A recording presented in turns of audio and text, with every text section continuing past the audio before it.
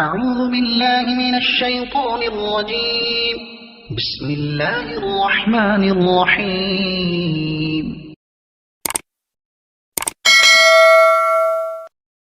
اعوذ باللہ من الشیطان الرجیم بسم اللہ الرحمن الرحیم فما لکم فی المنافقین فئتین واللہ ارکسہم بما کسبوا اتریدون ان تہدوا من اضل اللہ ومن یضلل اللہ فلن تجد له سبیلا ودوا لو تکفرون کما کفروا فتکونون سواء فلا تتخذوا منهم اولیاء حتى يهاجروا في سبيل الله فإن تولوا فخذوهم واقتلوهم حيث وجدتموهم ولا تتخذوهم منهم وليا ولا نصيرا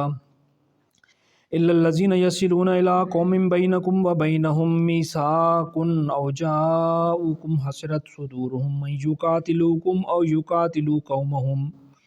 ولو شاء الله لسلطهم عليكم فلقاتلوكم فإن اعتزلوكم فلم يقاتلوكم وألقوا إليكم السلم فما جعل الله لكم عليهم سبيلا ستجدون آخرين يريدون أن يأمنوا قومهم كلما ردوا إلى الفتنة أركسوا فيها فإن لم يعتزلوكم ويلقوا إليكم السلم ويكفوا أيديهم فخذوهم واقتلوهم حيث ثقفتموهم وَأُولَئِكُمْ جَعَلْنَا لَكُمْ عَلَيْهِمْ سُلْطَانًا مُبِينًا صدق اللہ العظیم۔ یہ رکوع 12واں ہے جی سورہ النساء کا، چھوٹا سا رکوع ہے اور ایک ہی موضوع ہے، تو میں نے یہ پورا پڑھ دیا۔ ہم اس کو انشاءاللہ تھوڑے سے وقت میں اس کی موٹی موٹی باتیں ہم انشاءاللہ ڈسکس کر لیں گے۔ ایک حضور علیہ الصلوۃ والسلام نے دعوت کا آغاز مکہ سے فرمایا تھا، اور کئی سالوں تک تھوڑی سی تعداد صحابہ کرام رضوان اللہ علیہم اجمعین، تھوڑے سے لوگ ایمان لائے تھے، اور جب آپ نے پوری کوشش کر لی کہ جو مکہ کے سعید روحیں تھیں، سعید روحیں وہ ہوتی ہیں کہ جو حق کی طرف چلی آتی ہیں، انہوں نے اسلام قبول کر لیا، تو اللہ کی طرف سے حضور علیہ السلام کو ہجرت کا حکم ہوا مدینہ، اور مدینہ میں جا کے آپ علیہ السلام نے ایک نظام قائم فرما دیا، ایک ریاست قائم فرما دی، ایک سسٹم بنا دیا، اور اس سسٹم کے تحت وہاں پہ جو لوگ اسلام قبول کر رہے تھے وہ اپنی زندگی گزار رہے تھے۔ تو جب اسلام پھیلتا گیا اور پورے عرب میں بہت سارے قبائل تھے جو تو پورے کے پورے اسلام میں داخل ہو گئے، پورے کا پورا قبیلہ، لیکن کئی قبیلے ایسے تھے کہ جن میں سے کچھ افراد نے اسلام قبول کیا، باقی قبیلہ کافر ہے، کچھ لوگوں نے اسلام قبول کر لیا۔ تو جب اسلام کی سلطنت قائم ہو گئی، ریاست قائم ہو گئی مدینہ میں، تو حضور علیہ السلام کی طرف سے کہا گیا سب مسلمانوں کو جو مدینہ سے باہر تھے، دوسرے قبیلوں کے تھے، کہ وہ سارے ہجرت کر کے مدینہ آ جائیں۔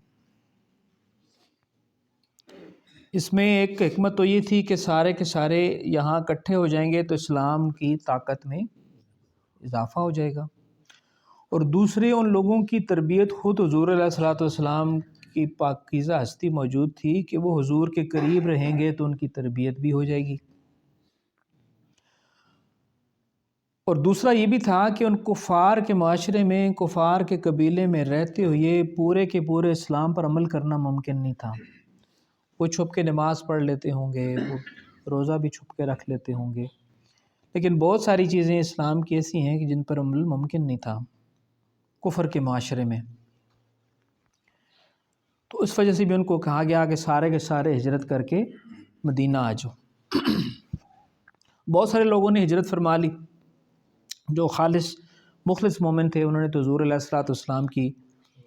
اشارے پہ بھی اپنی جانیں دیتے تھے، تو انہوں نے اپنی وہ بستیاں، اپنی قبیلے چھوڑ چھاڑ کے مدینہ میں ہجرت کر لی۔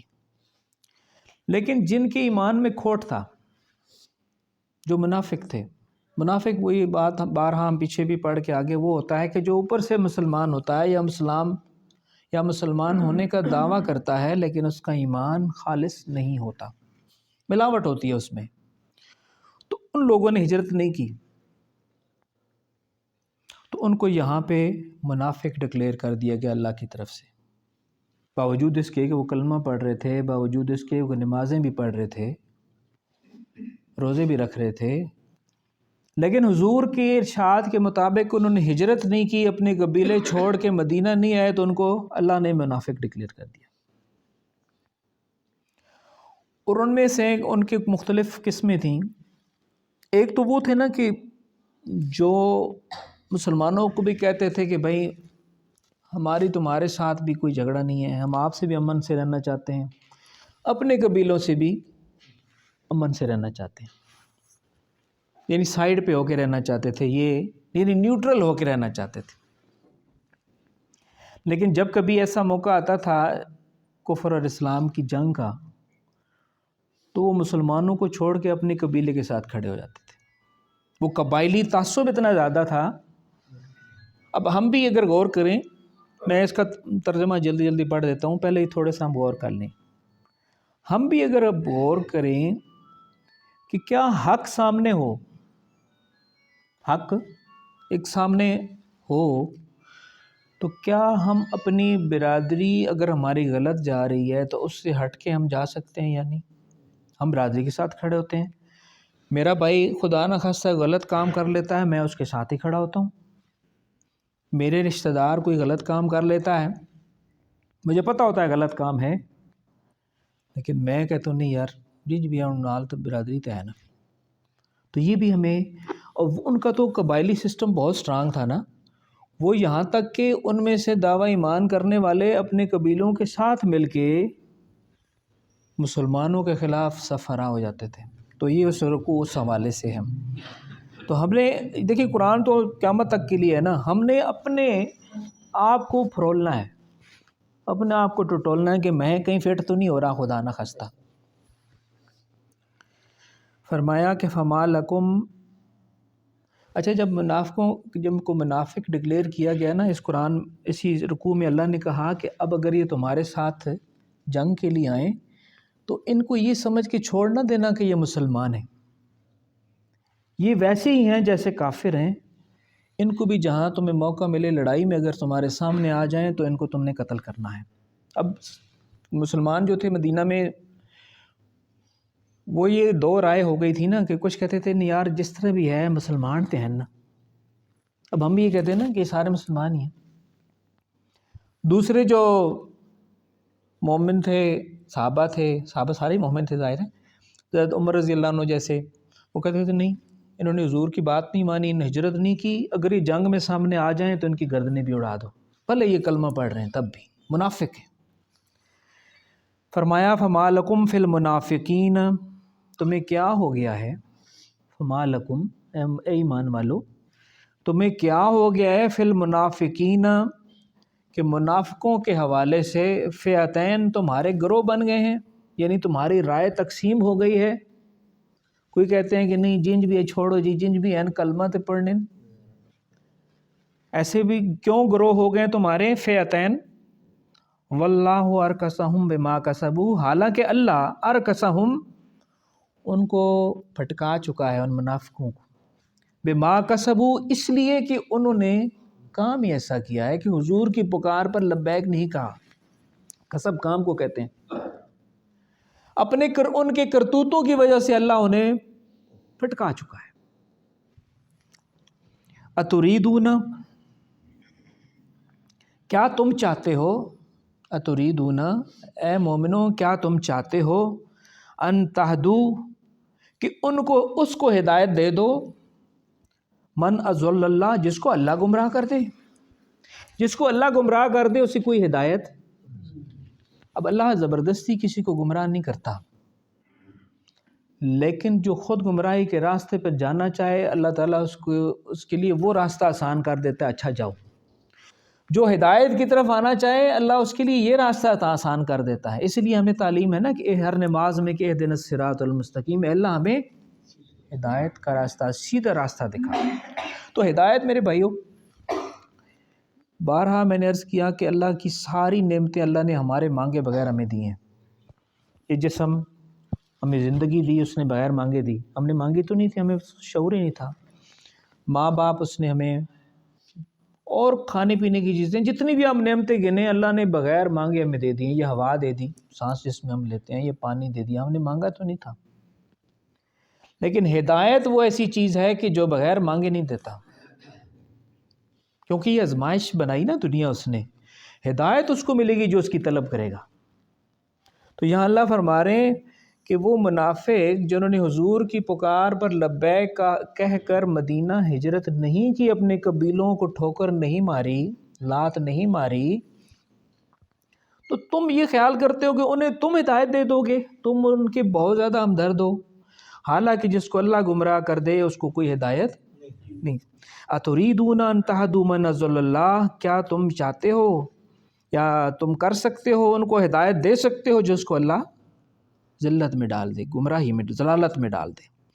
فَمَن يُضْلِلِ اللَّهُ، اور جس کو اللہ فرما رہے ہیں جس کو اللہ گمراہ کر دے، فَلَن تَجِدَ لَهُ سَبِيلًا، تو اس کے پھر کوئی راستہ ہدایت کی طرف آنے کا تمہیں نہیں ملے گا۔ یہ تھی پہلی آیت۔ اچھا، اب جو خود غلط راستے پہ چل رہا ہو نا، اگلی آیت پڑھنے لگا ہوں، جو خود غلط راستے پہ چل رہا ہو وہ چاہتا ہے کہ نہ دنیا بھی کانا کرم ہے۔ ایسا ہی ہوتا نا کہ کوئی غلطی کر رہا ہو تو چاہتا ہے کہ باقی بھی کر لینا تاکہ سارا بلیم مجھ پہ نہ آئے۔ تو وہ بھی جو منافقین تھے وہ چاہتے تھے کہ ان میں سے کوئی بندے ہم اور توڑ لیں۔ دوسروں بھی کہتے تھے وہ چھوڑو یار، ہجرت کی کرنی ہے، تھے ایسی مسلمان ہی ہے نا، اپنے قبیلے جیسی نماز پڑھ رہے ہیں، روزے رکھ رہے ہیں، ہجرت کرنا کوئی ضروری تو نہیں۔ دوسروں کو بھی ساتھ ملانے کی، جو ہجرت کرنا چاہ رہے تھے ان کو بھی ساتھ ملانے کی کوشش کرتے تھے۔ ودو لو تکفرون، وہ چاہتے ہیں، ودو وہ خواہش کرتے ہیں، لو تکفرون تاکہ تم بھی وہی نافرمانی کرو، تم بھی ویسا ہی کفر کرو، کما کفرو جیسا کہ انہوں نے کیا ہے۔ یعنی حضور کی نافرمانی کو کفر کہا گیا یہاں پہ۔ حضور کی حکم کیا تھا؟ مدینہ ہجرت کراؤ، نہیں کیا۔ ودو لو تکفرون کما کفروا، وہ چاہتے ہیں کہ تم بھی ویسی نافرمانی کرو جیسا کہ وہ خود کر چکے ہیں۔ فتکونون سواء، پھر وہ اور تم برابر ہو جاؤ، وہ اس نافرمانی میں تمہیں ساتھ ملانا چاہتے ہیں۔ فتکونون سواء، تاکہ تم دونوں سوا کہتے ہیں برابر ہو جاؤ۔ فلا تتخذوا منہم اولیاء، تو سنو ان، فلا تتخذوا نہ بنانا، منہم ان میں سے کسی منافق کو جو نافرمانیاں کر رہے ہیں، ان میں سے کسی کو، فلا تتخذوا منہم اولیاء، دوست نہ بنانا۔ جس نے حضور کی نافرمانی کی وہ ہمارا دوست نہیں ہو سکتا، جو اسلام کے راستے پر نہیں چلنا چاہ رہا وہ ہمارا دوست نہیں ہو سکتا۔ حتیٰ یہاجروا فی سبیل اللہ، ہاں حتیٰ یہاجروا فی سبیل اللہ، ہاں وہ حکم کے مطابق ہجرت کر کے اللہ کے راستے میں آ جاتے ہیں تو ٹھیک ہے، پھر وہ تمہارے بھائی ہیں۔ یہاں یہ ایک ٹیسٹ تھا نا، دیکھیں اللہ تعالیٰ ہماری زندگی میں ہر موقع بھی، ہم بھی اگر سوچیں نا، مختلف ٹیسٹ ہمارے لیتا رہتا ہے، چھوٹے چھوٹے، ہم جیسے لوگوں سے چھوٹے چھوٹے ٹیسٹ لیتا ہے۔ کبھی آپ کے سامنے گناہ کا ایک موقع آتا ہے، آپ کر بھی سکتے ہیں اور بچ بھی سکتے ہیں، ایک موقع، ایک ٹیسٹ ہے نا۔ آپ کے سامنے حرام کا مال آتا ہے، آپ اس کو لے سکتے ہیں اور نہیں بھی لے سکتے۔ اگر نہیں لیتے تو اس کا مطلب ہے کہ آپ مومن ہیں، اگر لے لیتے ہیں تو اس کے مطلب ہے کہ ایمان میں کوئی مسئلہ ہے۔ تو یہ ٹیسٹ ان کے لیے ٹیسٹ کیا تھا کہ جو ہجرت کر کے آ جائے گا حضور علیہ السلام کے حکم کے مطابق وہ ہے مومن، اور جو حکم کی نافرمانی کرے گا یا حکم کے مطابق ہجرت نہیں کرے گا وہ ہے منافق۔ تو یا اللہ نے فرمایا کہ ودو لو تکفرون کما کفروا، وہ چاہتے ہیں کہ تم بھی ویسے ہی نافرمانی کرو جیسا کہ انہوں نے کیا ہے۔ فتکونون سواء، پھر تم اور وہ برابر ہو جاؤ۔ تو فلا تتخذوا منہم اولیاء، تو مومنوں تم ان کو اپنا دوست مت بنانا۔ حتیٰ یہاجروا فی سبیل اللہ، یہاں تک کہ وہ اللہ کے راستے میں ہجرت کر کے مدینہ آ جائے۔ فَإِن تَوَلَّوْا، لیکن اگر وہ منہ موڑ لیں یعنی ہجرت نہ کریں، فَخُذُوهُمْ، تو پکڑو انہیں، وَاقْتُلُوهُمْ، اور ان کی گردنیں مارو، قتل کرو انہیں، حَيْثُ وَجَدتُّمُوهُمْ، جہاں بھی تم حالت جنگ میں انہیں پاؤ۔ یعنی وہ اپنے قبیلوں کے ساتھ پھر مل کے مسلمانوں کے خلاف لڑائیاں میں شامل ہو جاتے تھے، کلمہ پڑھنے والے بھی، اوپر سے کلمہ پڑھنے والے بھی۔ تو ان کے حوالے سے مسلمانوں میں دو رائے تھی نا، یہ شروعی رکوع اس طرح سے ہوا، کچھ کہتے تھے نہیں یار ان کو چھوڑ دو، یہ تو کلمہ پڑھتے ہیں، لیکن اللہ نے کہا کہ نہیں، ان کی بھی ویسے ہی گردنیں مارنی ہیں جیسے کافروں کی تم نے مارنی ہے۔ وَلَا تَتَّخِذُوهُمْ مِنْهُمْ ولی وَلَا تَتَّخِذُوا مِنْهُمْ وَلِيًّا وَلَا نَصِيرًا، اور ان میں سے کسی کو اپنا ولی یعنی دوست، ولا نصیرہ، نصیر مددگار نہ بنانا۔ اب یہاں میں سے دیکھیں کہ امت مسلمہ نے اس وقت دوست کس کو بنا رکھا ہے؟ ان کو جو مسلمانوں کے اوپر بم برسا رہے ہیں، اور ان کو کہتے ہیں کہ ہمارے یہ جنگ بندی کرا دو، اسرائیل اور فلسطین کی، ان کو کہتے ہیں جنگ بندی کرا دو، جو اس کا سارے فتنے کا سبب ہیں، اسرائیل کی راز قائم کرنے کا سبب ہیں۔ اب کل جو اقوام متحدہ میں اس نے ویٹو کیا نا، امریکہ نے، تو اقوام متحدہ کا جنرل سیکرٹری ہے، اس نے کہا کہ اقوام متحدہ مفلوج ہو چکی ہے، ہم کچھ نہیں کر سکتے۔ تو بھائی وہ عالم کفر ہے، وہ اقوام متحدہ کی ان کی لونڈی ہے، ان سے اپیلیں کرنا کہ آؤ ہمارا مسئلہ کرا دو، حل کرا دو، ہمارے گھر کا مسئلہ ہو اور ہم جا کے ہندوؤں کو کہیں کہ آؤ یار ساڑھے گھر سے مسئلہ ہو گیا، آ کے حل کرا دو، تو ہم جیسا کوئی بیوقوف ہوگا دنیا توف نہیں کرے گی ہم پہ۔ اور ابھی اسرائیلی کسی وزیر کا انٹرویو آیا ہے، اسرائیل کے کسی وزیر کا، اس نے کہا کہ ہمیں کوئی ٹینشن نہیں ہے ان مسلمانوں کی، یہ ایک دوسرے سے اتنے نفرت کرتے ہیں کہ ان کے ساتھ ہمیں کوئی خطرہ نہیں ہے کہ کہیں اکٹھے ہو کے یہ ہمارے اوپر حملہ آور نہ ہو جائیں، یہ خود ہی ایک دوسرے کو کاٹ کھانے کے لیے کافی ہیں۔ ان دنوں میں آیا اس کا انٹرویو ٹی وی پہ، اس نے کہا کہ ان کی ہمیں کوئی ٹینشن نہیں ہے مسلمانوں کی، کہ یہ 1.5 ارب نہیں 5 ارب بھی ہوں، ہمارا کچھ نہیں کر سکتے، یہ ایک دوسرے کے لیے کافی ہیں۔ اب دیکھ لیں ہم ایک دوسرے کو، ہم نے جو فرقے بنائے ہوئے ہیں ایک دوسرے کو برداشت کرتے ہیں؟ یہ تو اللہ پوچھیں گے نا۔ اچھا، اب اللہ نے یہاں پہ حکم دیا تھا کہ ان منافق جو ہجرت نہیں کر رہے ان کو جہاں پاؤ ان کی گردنیں مارو، لیکن ایک رخصت دی تھی، إِلَّا الَّذِينَ يَصِلُونَ إِلَىٰ قَوْمٍ بَيْنَكُمْ وَبَيْنَهُمْ، یہ معاہدہ ہوتا ہے نا، جب میرا اور ان کا کوئی معاہدہ ہو یا آپ کا کسی اور سے، قوم کا قوم کے ساتھ ہو، ملک کا ملک کے ساتھ ہو، اسلام کی اس میں بڑی۔ اب دیکھیں وہ جب صلح حدیبیہ ہو رہی تھی تو اس میں ایک شرط یہ تھی، صلح حدیبیہ پتہ ہے نا کہ حضور علیہ السلام عمرہ کرنے جا رہے تھے، راستے میں کفار نے مکے کے قریب پہنچ کے روک لیا تھا سارے قافلے کو، تو بڑے مذاکرات چلتے رہے، اور مذاکرات میں انہوں نے ایک شرط یہ رکھی تھی کہ اس سال آپ واپس جائیں گے، اگلے سال آئیں گے، پھر اور بھی شرطیں تھیں۔ ایک شرط یہ تھی کہ مسلمانوں میں مکے سے اگر کوئی شخص مسلمان ہو کہ مدینہ جائے گا تو اس کو واپس کریں گے، اور مدینہ سے اگر کوئی مکہ آئے گا تو ہم اسے واپس نہیں کریں گے۔ اب بظاہر بڑی ناانصافی والی تھی، لیکن حضور نے کہا ٹھیک ہے۔ اب اسی جب معاہدہ ہو گیا، ابھی دستخط نہیں ہوئے تھے، لکھا جا چکا تھا، ہم دستخط نہیں ہوئے تھے، تو حضرت ابو جندل رضی اللہ عنہ وہ کہیں سے، ان کو قید کیا ہوا تھا کافروں نے، اور وہ کہیں سے اپنی قید سے فرار ہو کے ادھر پہنچ کے، انہیں نہیں پتہ تھا کیا معاملہ یہاں پہ چل رہا ہے، تو وہاں ان کا باپ کافروں کی طرف سے آیا ہوا تھا معاہدہ کرنے، اس نے کہا جی کہ یہ تو معاہدہ ہو گیا ہے کہ یہ تو ہم ابو جندل تو واپس کریں گے آپ، ابو جندل بڑے روئے، بڑا پریشان، نے کہا کہ میرے پاؤں مسلمانوں کو دکھائیں کہ میری بیڑیاں سے میرے پاؤں زخمی ہو چکے ہیں، یہ مجھ پہ تشدد کرتے ہیں۔ کئی صحابہ نے کہا کہ ان کو واپس نہیں کریں گے، ابھی دستخط نہیں ہوئی ہیں، لیکن اللہ کے رسول صلی اللہ علیہ وسلم نے کہا کہ نہیں، ہم ان کو واپس کریں گے، اور ابو جندل اللہ تیرے لیے کوئی راستہ نکالے گا۔ وہ خیر وہ الگ موضوع ہے لمبی، کہ معاہدے دستخط نہیں ہوئی ہے، لیکن حضور علیہ السلام نے، حالانکہ بڑا ہی سخت موقع تھا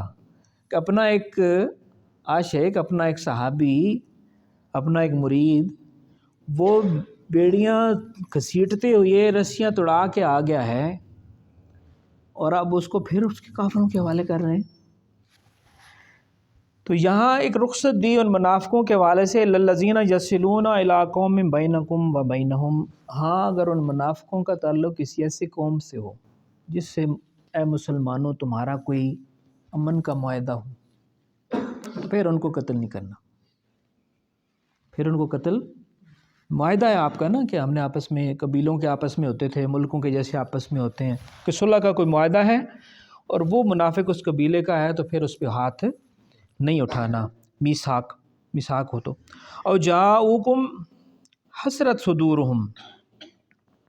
یا وہ ایسی حالت میں آئے حسرت صدورہم کہ اپنا دل اس کا اتنا پریشان ہو اور وہ چاہتا ہو کہ یار بس میں الگ ہو کے بیٹھ جاؤں، این یقاتلوکم، یعنی تم سے بھی نہ لڑنا چاہتا ہو، او یقاتلو قومہم، یا مسلمانوں تم سے مل کے اپنی قوم سے بھی لڑنے کی ہمت نہ رکھتا ہو۔ کوئی ایسے لوگ ہوتے ہیں نا کہ یار اب میں مسلمان تو ہو گیا ہوں، میری قوم مسلمان نہیں ہوئی، تو اب میں اگر مسلمانوں سے مل کے اپنی قوم سے کیسے لڑوں، کمزور ایمان والے، تو ان کو بھی رخصت دے دی اللہ نے کہ چلو یار یہ سائڈ پہ بیٹھ جائیں، نہ مسلمانوں کے ساتھ ہو کے اپنی قوم سے لڑیں، نہ اپنی قوم کے ساتھ ہو کے مسلمان لڑیں، ان کو بھی کچھ نہ کہو، ہو سکتا ہے ان کا ایمان بہتر ہو جائے آگے چل کے۔ وَلَوْ شَاءَ اللَّهُ لَسَلَّطَهُمْ عَلَيْكُمْ فَلَقَاتَلُوكُمْ، اللہ کہہ رہے ہیں کہ دیکھو یہ سائڈ پہ بیٹھ رہے ہیں نا نیوٹرل ہو کے، تو بیٹھنے دو، اللہ اگر چاہتا تو ان کو تم پر اپنی قوم سے مل کے یہ تم پہ مسلط کر دیتا، یہ تم سے لڑائیاں کرتے، تو اس لیے ان کو چھوڑ دو۔ فما جعل اللہ فَإِنْ اعْتَزَلُوكُمْ فَلَمْ يُقَاتِلُوكُمْ وَأَلْقَوْا إِلَيْكُمُ السَّلَمَ فَمَا جَعَلَ اللَّهُ لَكُمْ عَلَيْهِمْ سَبِيلًا، تو ایسے لوگ اگر سائڈ پہ ہو کے بیٹھ جاتے ہیں، نہ تم سے لڑتے ہیں، نہ تم سے مل کے اپنی قوم سے لڑتے ہیں، تو ان کو ان کے حال پر چھوڑ دو۔ سَتَجِدُونَ آخَرِينَ، اب آخری دو آیتیں، سَتَجِدُونَ آخَرِينَ يُرِيدُونَ أَن يَأْمَنُوكُمْ وَيَأْمَنُوا قَوْمَهُمْ، منافقوں کا ایک اور گروہ تھا جو یہ چاہتا تھا کہ یار مسلمانوں سے بھی امن سے رہیں، اپنی قوم سے بھی نہ لڑیں پڑیں، خواہش رکھتے تھے، کہتے بھی یہی تھے کہ یار اسی تڑنا بھی نہ بڑھنے جیت انہیں نہ بھی نہ بڑھنے، لیکن جب کوئی لڑائی کا موقع آتا تھا تو اپنی قوم کے ساتھ مل کے مسلمانوں پہ چڑھ دوڑتے تھے، کہتے تھے پہلے لڑائی سے پہلے بالکل ٹھیک کہتے تھے، نہیں جی تہاڈے نال کوئی جھگڑا نہیں، بس انہاں نال بھی ساڈا کوئی جھگڑا نہیں۔ تو فرمایا ستجدون آخرین، اللہ فرما رہے ہیں کہ او گروہ ایسا بھی ہے منافقوں کا،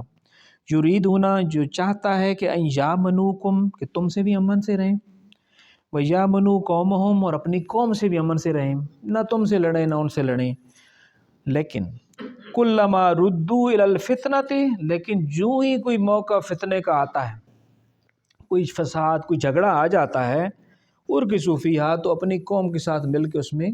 کود پڑتے ہیں، مسلمانوں کے خلاف کھڑے ہو جاتے ہیں، تو ان کو بھی اللہ نے کہا کہ ان کو چھوڑنا نہیں ہے۔ فَإِلَّمْ يَعْتَزِلُوكُمْ اگر یہ باز نہ آئیں، وَيُلْقُوا إِلَيْكُمُ السَّلَامَ اور تمہاری طرف یہ امن کا ہاتھ نہ بڑھائیں، وَيَكُفُّوا أَيْدِيَهُمْ اور اپنے ہاتھوں کو مسلمانوں تم سے روک کے نہ رکھیں، فَخُذُوهُمْ وَاقْتُلُوهُمْ حَيْثُ ثَقِفْتُمُوهُمْ تو انہیں جہاں پاؤ ان کو قتل کرو، یعنی ان کو اگر حالت جنگ میں آئیں تو ان کو پھر چھوڑنا نہیں ہے۔ وَأُولَٰئِكُمْ جَعَلْنَا لَكُمْ عَلَيْهِمْ سُلْطَانًا مُبِينًا، تو ایسے منافقوں کے حوالے سے مسلمانوں اللہ تمہیں سرٹیفکیٹ دے رہا ہے کہ ان کو قتل کرنے پر تم سے کوئی باز پرس نہیں ہوگی۔ یہ چھوٹا سا رکوع تھا، تھوڑا سا موضوع شاید مختلف مشکل تھا، لیکن میں نے اس کو کوشش کی۔ تو اس میں ایک آخری بات دیکھیں، حضور علیہ الصلوۃ والسلام اگر صرف نمازیں سکھانے آئے ہوتے تو آپ خود بھی پڑھتے رہتے حرم میں بیٹھ کے، سب سے ثواب تو ادھر زیادہ ہے نا،